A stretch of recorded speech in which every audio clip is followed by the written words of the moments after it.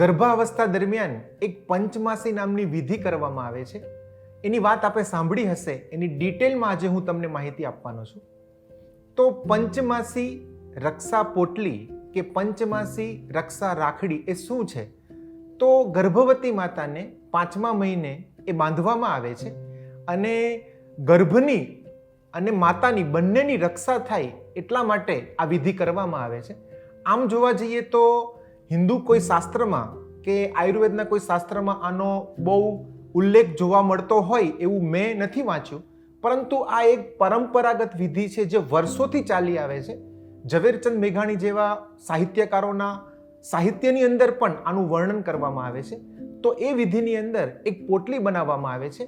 તો એ પોટલીની અંદર 5 વસ્તુ હોય છે.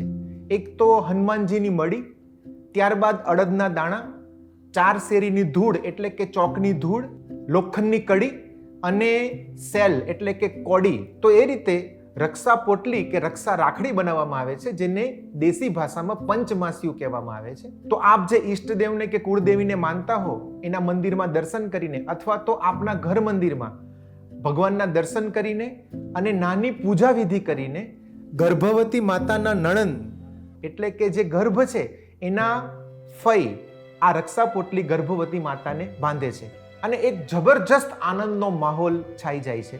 તો આ એક વિધિ છે જે પરંપરાગત ઘણા બધા ગર્ભાવસ્થાની અંદર કરે છે. તો આ પરંપરા ઋષિમુનિઓએ કે આપણા વડીલોએ ચાલુ કરી, એની પાછળ વૈજ્ઞાનિક રહસ્ય પણ ઘણા બધા છે, એની આજે હું તમને વાત કરીશ. તો સૌથી પહેલા તો વાત એ છે કે આની અંદર આવનાર ગર્ભને એક સ્વાગત કરવામાં આવે છે અને પરિવારને એક તક મળે છે કે ગર્ભાવસ્થાની અંદર જે માતા છે એને એક આનંદનો માહોલ થાય, બધા હળે મળે અને ગર્ભવતી માતાને પણ એવું લાગે કે હું સેન્ટર ઓફ ધ હાઉસ છું, એટલે કે એને સાંત્વન મળે ટૂંકમાં. આ એક પોઈન્ટ છે. બીજો પોઈન્ટ એ છે કે 5મા મહિને ગર્ભ સ્થિર થઈ ગયો હોય તો પરિવારમાં અને આજુબાજુના લોકોમાં આપણે જાહેરાત પણ કરી શકીએ. તો આ સમય છે તો જાહેરાત પણ ઇનડાયરેક્ટલી થઈ જાય છે. અને ત્રીજી સૌથી વધારે અગત્યની વૈજ્ઞાનિક બાબત એ છે કે પહેલાના જમાનામાં ધનુરના ઇન્જેક્શન નહોતા, ત્યારબાદ ગર્ભવતી માતાને અત્યારે જે સપ્લિમેન્ટ આપવામાં આવે છે એ પણ અવેલેબલ નહોતા.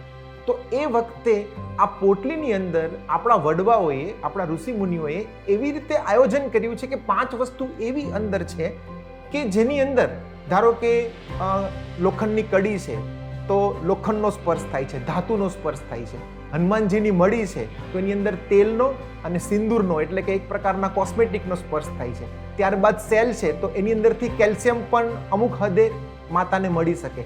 ત્યારબાદ અડદના દાણા છે એટલે અનાજનો સ્પર્શ થાય છે. ત્યારબાદ 4 શેરીની ધૂળ છે એટલે કે એની અંદર પણ ચોકની ધૂળની અંદર વાયરસ ને બેક્ટેરિયા બધું હોય. ટૂંકમાં માતાને અમુક પ્રકારના ઇનડાયરેક્ટલી સપ્લિમેન્ટ પણ મળી જાય છે અને માતાના શરીરની અંદર આ બધી જ વસ્તુ એની આસપાસ છે, એના હાથ પર બાંધેલી હોય એટલે સતત એના સ્પર્શ થવાથી એ બ્લડમાં પણ જાય અને એના વિરુદ્ધમાં એન્ટીબોડી ઊભી થાય બાળકમાં અને માતામાં, જેથી બાળકનું સ્વાસ્થ્ય, બાળકની રોગ પ્રતિકારક શક્તિ ખૂબ જ સારી આવે. તો આ એક પંચમાસી વિધિ છે જે આપની પરંપરા પ્રમાણે અને આપની અનુકૂળતા પ્રમાણે આપ ગર્ભાવસ્થાના 5મા મહિને કરી શકો છો.